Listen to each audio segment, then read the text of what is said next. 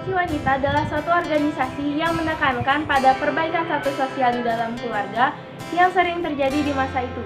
Kemunculan organisasi-organisasi wanita merupakan realisasi dari cita-cita Kartini untuk memperjuangkan kedudukan sosial wanita Indonesia. Di awal kemunculannya, pergerakan wanita belum begitu mempersoalkan masalah-masalah yang menyangkut. Fokus mereka adalah pada perbaikan dalam hidup berkeluarga dan meningkatkan kecakapan seorang ibu. Organisasi itu juga menekankan pada pentingnya pendidikan dan masih bersifat kedaerahan. Pada tahun 1912, berdiri organisasi Putri Mardika di Jakarta. Organisasi ini juga berdiri atas segala usaha Budi Utomo. Organisasi ini bertujuan memajukan pengajaran anak-anak perempuan. Beberapa tokoh yang pernah duduk dalam kepengurusan Putri Mardika yaitu Sabarudin, R.A. Sudina, Joyo Pranoto, R.R. Sukmini, dan juga Sadikun Tondo Kusumo. Kartini Vault didirikan atas usaha Nyonya Van Deventer, seorang penasehat politik etis. Perkumpulan itu didirikan pada 1912 dengan tujuan untuk mendirikan Sekolah Kartini. Pada tahun 1913 sampai 1915, berdiri berbagai organisasi wanita terutama di Jawa dan Minangkabau. Fokus perhatian mereka adalah untuk mendobrak semua tradisi yang mengungkung wanita dan keinginan memajukan mereka. Cara pergerakan wanita pada mulanya untuk perbaikan kedudukan dalam kehidupan berumah tangga dengan memperbaiki pendidikan dan mempertinggi kecakapan wanita. Kemunculan Putri Mardika kemudian disusul oleh munculnya Organisasi Pendidikan Keutamaan Istri. Organisasi ini dirintis oleh Dewi Sartika sejak tahun 1904 sebelum akhirnya berubah menjadi Vereniging Keutamaan Istri. Selanjutnya, Keutamaan Istri berdiri di beberapa wilayah lain seperti Tasikmalaya, Sumedang, Cianjur, Ciamis, dan juga Cicurug. Sementara itu, di Sumatera Barat didirikan Kerajinan Amai Setia atau yang disingkat dengan sebutan KAS yang diketuai oleh Rohana Kudus. Organisasi ini bertujuan untuk meningkatkan derajat wanita dengan cara belajar membaca dan menulis baik itu huruf Arab maupun huruf Latin. Juga belajar membuat kerajinan tangan, mengatur rumah tangga. Pada 1914, Kerajinan Amai Setia itu berhasil mendirikan sekolah perempuan pertama di Sumatera Barat.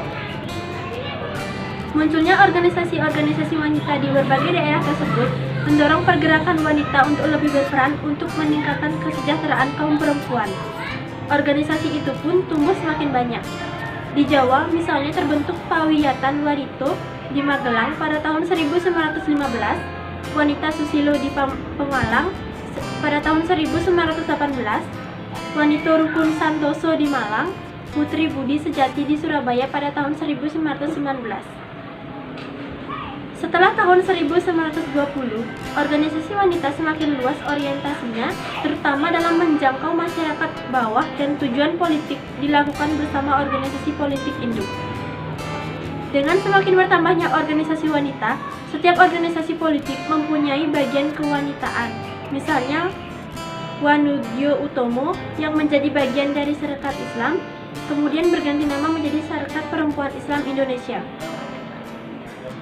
Pada tahun 1914, wanita Muhammadiyah bergabung dengan organisasi Soko Tresno yang kemudian berganti nama menjadi Aisyah, dengan Nyai Dahlan sebagai ketuanya. Organisasi ini memfokuskan tujuannya pada kegiatan sosial keagamaan pada tahun 1929. Aisyah mempunyai sekitar 5.000 anggota dari 47 cabang dan mempunyai 32 sekolah putri. Dari beberapa jenis organisasi wanita tersebut, paham kebangsaan dan persatuan Indonesia juga diterima di kalangan organisasi ini. Oleh karena itu, untuk membalatkan tekad dan mendukung persatuan Indonesia, diadakan Kongres Perempuan Indonesia di Yogyakarta pada tanggal 22 sampai dengan 25 November 1928. Kongres tersebut bertujuan untuk mempersatukan cita-cita dan memajukan wanita Indonesia, serta membentuk perkumpulan organisasi wanita. Organisasi wanita yang hadir pada kongres ini yaitu Wanita Utomo, Wanita Katolik, Wanita Mulyo, Perempuan Indonesia, Aisyah, SI bagian wanita, dan lain-lain. Kongres ini menghasilkan keputusan untuk membentuk gabungan organisasi wanita dengan nama Perikatan Perempuan Indonesia. Setahun kemudian, tanggal 28 sampai 31 Desember 1929, PPI mengadakan kongres kedua di Jakarta. Pokok pembahasan di dalam kongres masih mengenai kedudukan wanita dan anti poligami. Selain itu, kongres juga memutuskan untuk mengubah nama organisasi menjadi Perikatan Perhimpunan Istri Indonesia, yang bertujuan memperbaiki nasib dan derajat wanita Indonesia. Dengan dana yang dikumpulkan diharapkan mampu memperbaiki nasib wanita pada masa itu. Organisasi ini tidak mencampuri politik dan agama. Selanjutnya, KPI ketiga diharapkan di Bandung pada 25–28 Juli 1938. Kongres tersebut menetapkan tanggal 22 Desember sebagai Hari Ibu. Peringatan Hari Ibu di setiap tahunnya diharapkan dapat mendorong kesadaran wanita akan kewajibannya sebagai ibu bangsa. Mereka menyatukan diri meskipun bekerja di bidang berbeda-beda karena mereka merasa senasib. Dalam masyarakat jajahan, kaum wanita mengalami diskriminasi di lapangan pekerjaan. Diskriminasi ini terlihat jelas dalam kesempatan untuk memperoleh pekerjaan, gaji, dan kesempatan untuk maju.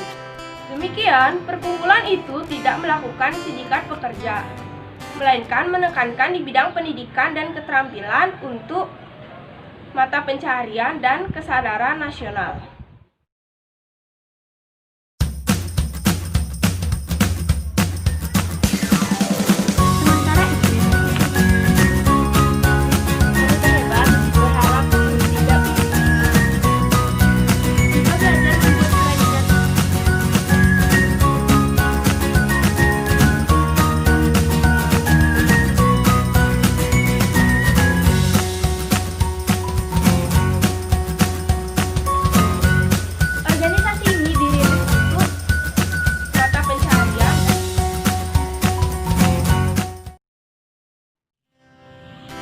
Jangan biarkan siapapun mengatakan tentang apa yang bisa kau lakukan dan apa yang tidak bisa kau lakukan atau kau capai.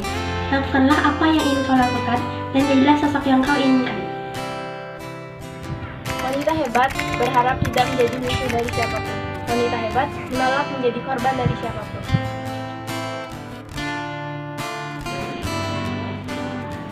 Merah putih berkibar di dada, serempat sayap burung